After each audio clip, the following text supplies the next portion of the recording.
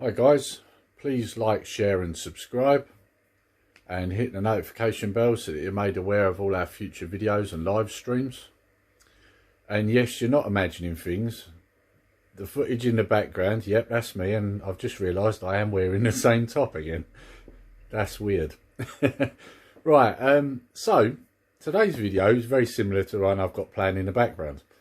That is when I picked up a console from China for £7, and this one's no exception. I have picked up another console from China.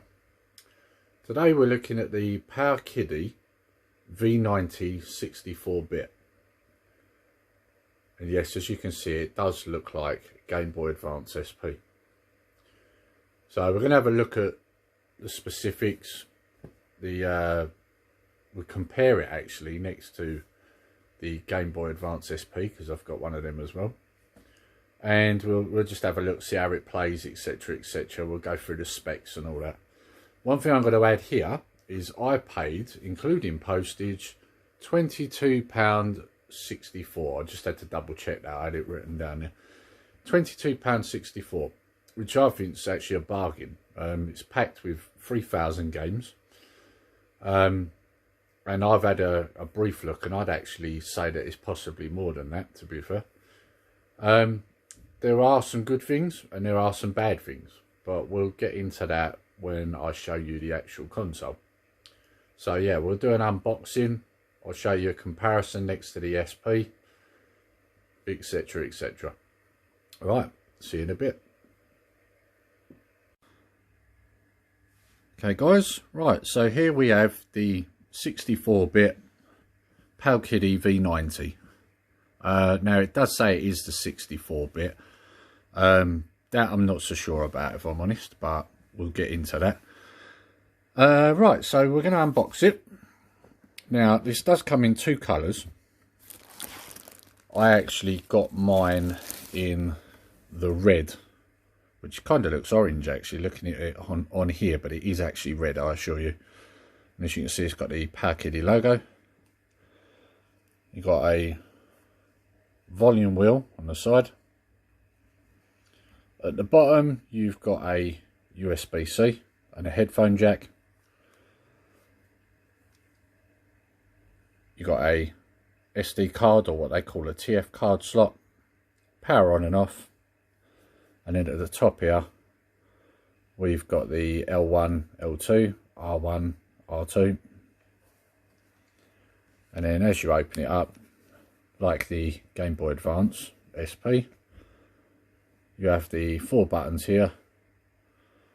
The menu button on the SP, that would be a brightness adjuster, your directional pad, and your start and select. Right, so now what we're going to do is we're going to get the Game Boy Advance SP and put it next to it so you can have a look. Right, so this is my Game Boy Advance XP, and obviously it's a proper Nintendo one. Now, one thing you can see when you look at it straight away, there is a difference in quality, obviously. The Advance SP would have been more expensive. And as you can see, there's only 2 buttons on the SP, there's 4 on the front of this one. And the shoulder buttons on the back, if you can see that, there's just 2 there. One thing I should also add is that this one, the Powkiddy, same as the Advance SP, has got a rechargeable battery in it, but we'll get into that a bit more in a little while. Right, so let's have a look at screens. Now I am going to be running a couple of different games on each one of these, but I just want to show you the difference in the screen. Let's adjust the brightness on that, and then let's put this one on.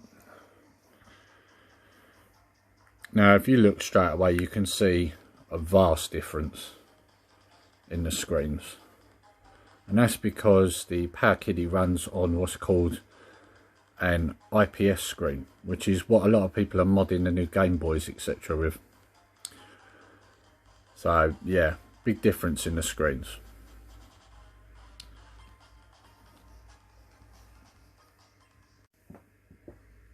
Okay, right, let's have a look at some of the gameplay. Just before we do, just have a quick run through of what's on here. So we have got the Game Boy, Game Boy Color, Game Boy Advance, Famicom, same as NES, Super Famicom, Super Nintendo, Game Gear, Master System, Mega Drive, PC Engine, I'll be honest, not sure what that one is, Neo Geo Pocket, PlayStation 1, and then we go down, we've got Arcade, CPS, Neo Geo, Mami, and that's it. But there's quite a list of games on each of those systems. There's, I think it's about 700 just on the Nintendo one alone. So for £22.64, you can tell this isn't actually a bad deal. Now let's tell you a few specifics about it. It's an Open Linux operating system. There's an ARM9 CPU, 3-inch IPS LCD display, which is 320 by 240. It has a 1020 mAh battery, which will last roughly about 2.5 hours usage. And it has a USB-C charging cable, which is included in the box, which is something I should point out actually, because I took the console out of the box, but I didn't actually show you what come with it. This inlay is very difficult to get out, so bear with me. They pack these in pretty tight and they don't like to come out. Right, there we go. So we get the charging cable, obviously minus the plug. And that's your USB-C. And also that can be used, I think, as a video out. Pretty certain you can link this up to the TV if I read right. And then obviously you've got your instructions, which are Chinese and English on the back. Although the English isn't great, I'll be honest. Right. So, pros on this is it's obviously, like I say, it's got 3,000 preloaded ROMs. It's a clamshell design, obviously, which is nice because it fits in your pocket like the Game Boy Advance did. It's got a good screen on it, better than the Game Boy Advance. And there's something else I'll mention about that screen in a bit. And the buttons don't seem too bad. They don't seem cheap. Obviously, this is made cheaply, but it doesn't feel necessarily cheaply. It works quite well, actually. I found the buttons to be quite responsive. Now, some of the drawbacks with it is it doesn't emulate PS1. It says it does, but it doesn't very well. I tried playing Marvel vs. Capcom, and there was a lot of distortion with the sound and some slowdown in places, like lag. The battery life isn't great, you know, 2.5 hours isn't long, but then, you know, for this price you can't expect too much. I don't think that's too bad. And also it does suffer with a bit of screen tearing as well. Now, one of the things I was going to say about this screen is that a lot of people are paying a lot of money to upgrade their Game Boy Advance SP. And we've just had that shut off, I believe. Just turn that off for a sec. A lot of people are paying out ridiculous money for the Game Boy Advance SP to upgrade the screen. Now, if you buy this, technically you don't have to, because a good majority of the Game Boy Advance games are actually going to be on this. And it comes with an IPS screen. So it all depends on what you're doing it for. If you're doing it to bring a classic into the 21st century, or whether you just want to buy something that's already done, it's already there, it's plug and play sort of thing. So you could save yourself a lot of money.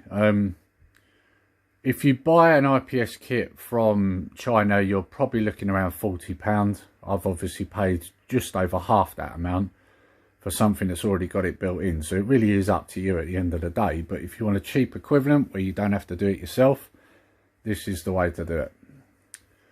Right, now, next step, I'm going to show you some of the gameplay.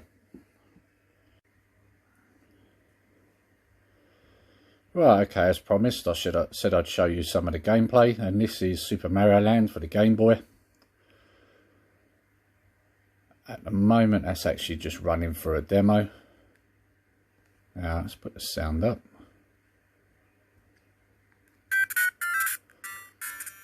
And the sound isn't bad actually. It seems a lot louder than the original Game Boy, for example.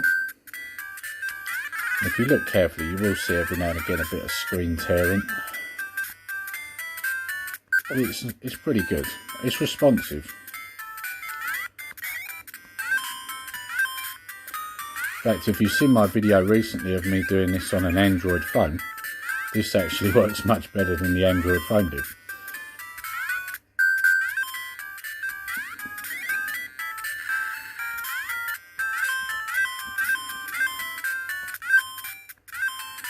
So it's not bad. Oh, I pushed the wrong button. Alright, okay, let's try a different system.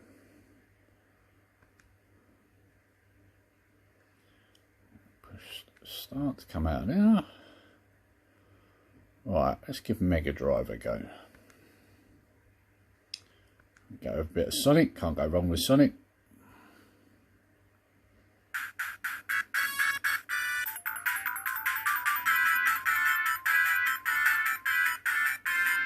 And the screen does look really impressive on this, I've got to say. For something that's just cost... Oh, that was a bad move. For something that's just cost me... Let's turn that down a little bit. And it does go much louder than that. I haven't actually got the volume right up there.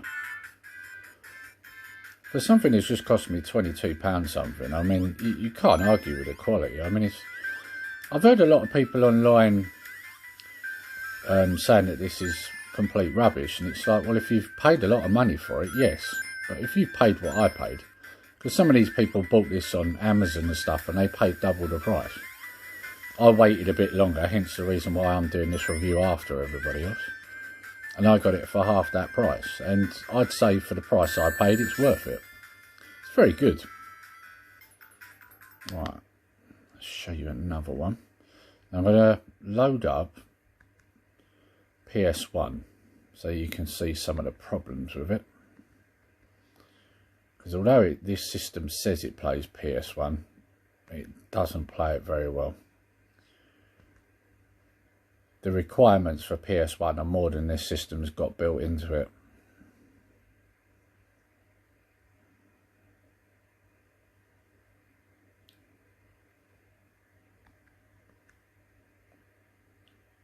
Now, I've already tried this game. This is Capcom versus SNK. And it doesn't run bad, but it does break up. It slows down in places. The sound is terrible. Let's turn this up a little bit just so you can hear it.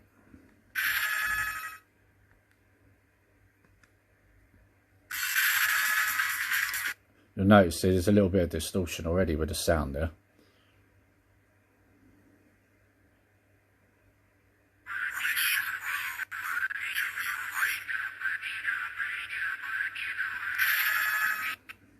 So you can see the sound's already going crazy.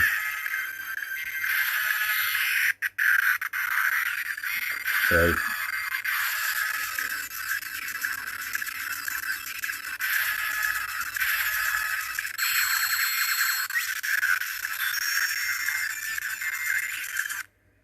let's turn that sound down a little bit.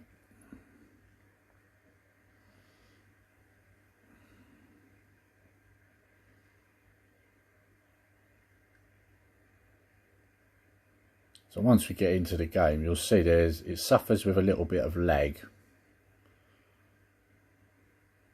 I'll turn the sound down so that's not the see that then? There was a little bit of... It's not unplayable. You can play it, but it does suffer with lag. Let's put the sound back up a little bit. Just so.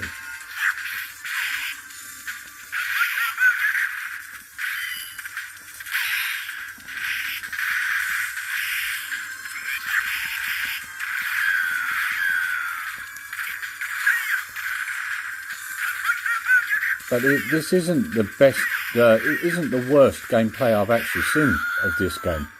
I've seen much worse on other systems which are dearer than this. So as you can see, it is playable, but obviously the sound suffers and you get a bit of lag. I mean, for example, it's just froze up a bit there. So yeah, so let's come out of that. Obviously you can see here as well, as I'm going up and down the menu, you can see the screen's going a little bit mad, flashing and all that. So, you know, it's not without its problems, and I'm not trying to say this thing's perfect by any stretch. But what I am saying, let's turn that off. What I am saying is if you want a fairly decent console that just does up to, say, the Mega Drive and Super Nintendo and arcade classics, things like that, without a problem, this is worth getting. For £22.64 or whatever it was I paid, let's just double check that. Yep, £22.64, and that was including the shipping from China. I've got a little system here with an IPS screen that's rechargeable, and it plays everything up to PS1. PS1 is on now, but obviously it's got slight problems. But yeah, like I say, it's really up to you. But if you don't want to waste money fitting an IPS screen to a Game Boy Advance, just buy one of these. It's already got an IPS screen and it's got Game Boy Advance games on it. Problem solved. So anyway, that's my little review anyway of the Powkiddy V90. I will put a link in the description below so that if you do want one, you can get one. There'll be a link there.